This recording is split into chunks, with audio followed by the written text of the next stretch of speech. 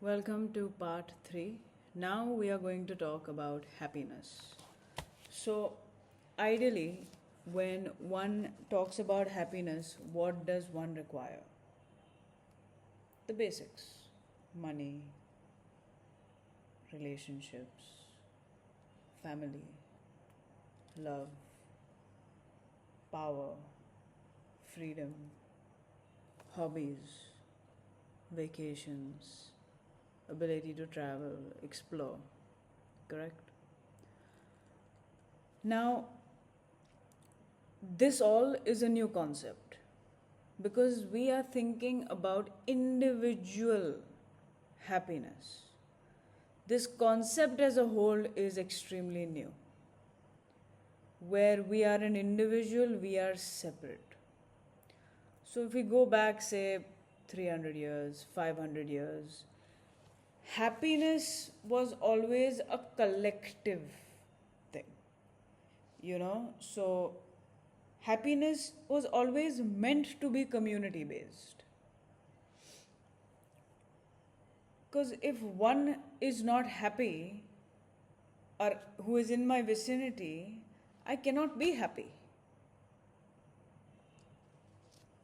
So, for example,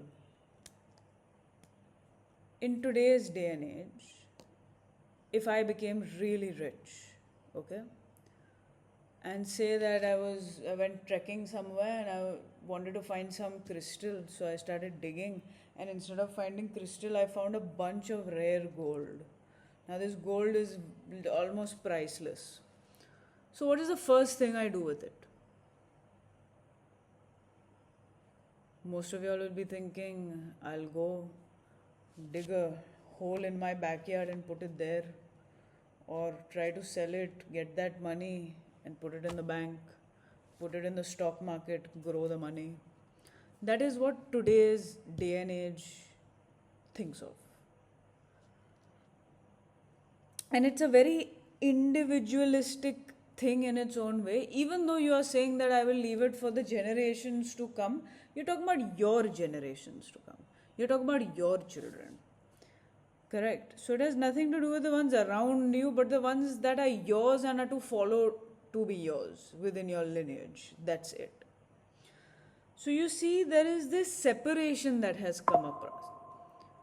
We are alone, we are individualistic, there is less and less sense of connection, more and more isolation.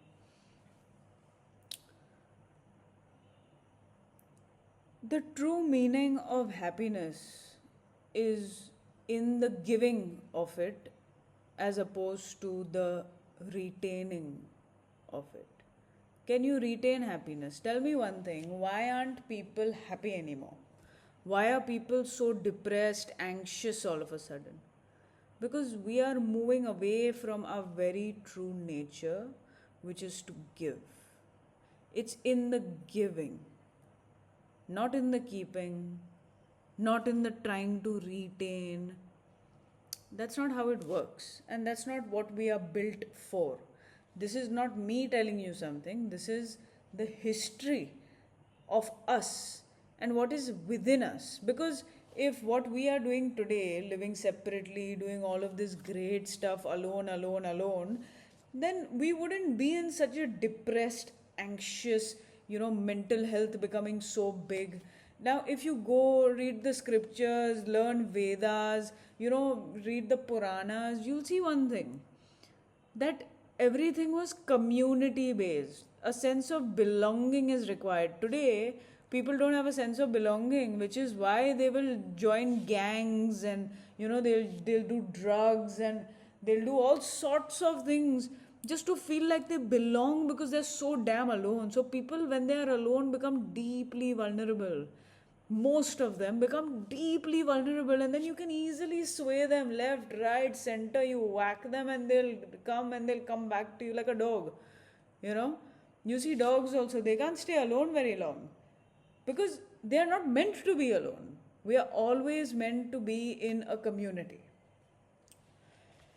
So this concept of individual separation is new.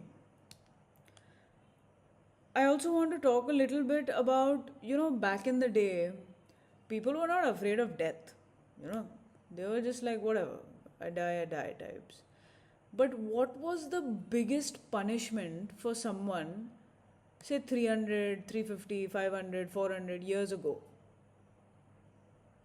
And till date, we also actually have this certain punishment in jails, in prisons. It was exile, banishment, saying that you don't belong and just completely separating them from community. That was the biggest punishment one could get. Today, in prisons, in jails, you also see that if someone is extremely problematic, there's solitary confinement for them. Because that in itself is hell. We are social animals, we are social beings, and that is how we live and that is how we thrive. Now, does it make sense why most people are not thriving? Most people are barely surviving because they have become so isolated in nature. So, this is what I wanted to talk about because death is not the be all end all. It is the sense of not belonging, the sense of just being so damn alone. If you've seen Gabor Mate's podcast or some of his, read his books, there's one thing he says about this new fashion of trauma that's come up. I understand trauma is very real. I myself have experienced CPTSD from a very young age for years on end. So I know exactly what I'm talking about, and I'm not diminishing or minimizing the actual importance of knowing what trauma is. But today, people are going round and round and round, and every small thing is becoming traumatic for them, which is absolutely absurd. You know, talking from like I'm talking like I have walked the fires, I have lived the fires, and from there I am talking. I am not just saying that, oh, my mom didn't love me, oh, my dad was not there, oh, my mom was this and I was that. The trauma is not that your uncle was a vicious person, or your mother or your tuition teacher beat you. These were not the problems. These were the upar ka stuff. The reality of the trauma stems when you were alone. You were left alone to deal with your emotions, and that is where the trauma starts.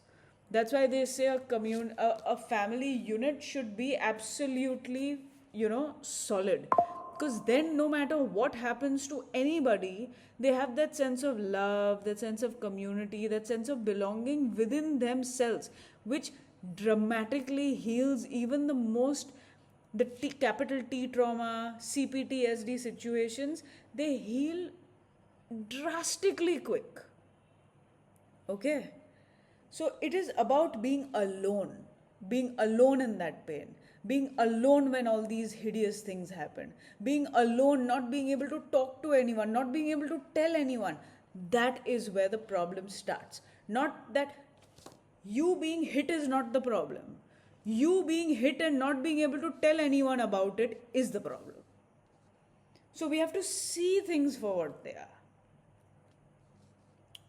Now, let's take this a little ahead. Now, I want to talk in the next slide about worldviews. We are going to talk about polytheism and monotheism. I hope what I am saying so far is making even some sense or helping even one person understand the worldview. You just have to give me some time. I am creating a structure with which, as we go ahead, things will start making sense. But right now, because everything you have ever known is slightly being challenged, which is the same case for me, I am being challenged. Let's be patient but stay on, because what you will soon slowly uncover is pure magic. You will not regret. So, I look forward to the next topic on worldview, and thank you for your energy and time.